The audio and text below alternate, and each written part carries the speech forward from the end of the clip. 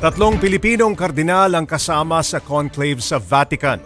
Kabilang din ang ilan sa kanila sa matunog ang pangalan na maluklok bilang susunod na leader ng Simbahang Katolika. Para bigyan ng mukha ang balita, Mobile Journal Arles de los Santos. Mula pa noong 1963, may mga Pinoy nang kasapi sa conclave upang bumoto sa Santo Papa.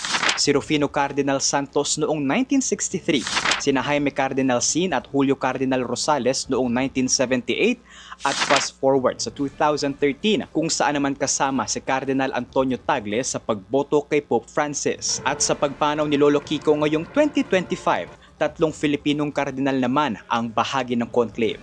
Isa riyan ang sinasabing frontrunner sa Papal See na si Luis Antonio Cardinal Tagle na tinatawag ding Asian Francis. Si Cardinal Tagle ay itinalaga mismo ni Pope Francis noong 2019 bilang Prefect of the Congregation for the Evangelization of the Peoples. Itinuturing namang dark horse si Pablo Virgilio Cardinal David na nagsisilbi bilang obispo ng Caloocan. Nasa Roma rin si Jose Cardinal Advincula na nagsilbing Metropolitan Archbishop of Manila taong 2021.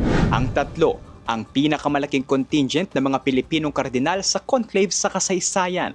Kaya naman maraming Pinoy ang na-excite sakaling isang Pinoy ang maging susunod na Santo Papa. Nakaka-proud at saka siguro mas magkakaroon ng reputation yung mga Pilipino na talagang religious talaga. Mabuti po kasi mapapangalagaan lalo yung pagka-Kristiyano ng mga Pilipino at saka makilala din sa buong mundo ang isang Pilipino, Asyano, na naging Papa.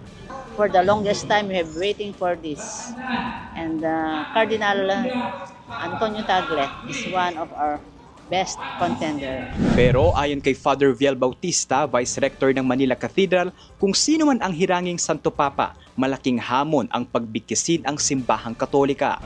Kinakailangan natin ng isang taong talagang tatayo sa piling natin para maging lakas natin na bilang isang sambayanan. At kinakailangan natin ng isang tatay, sabi ko, isang mamumuno para samahan tayo.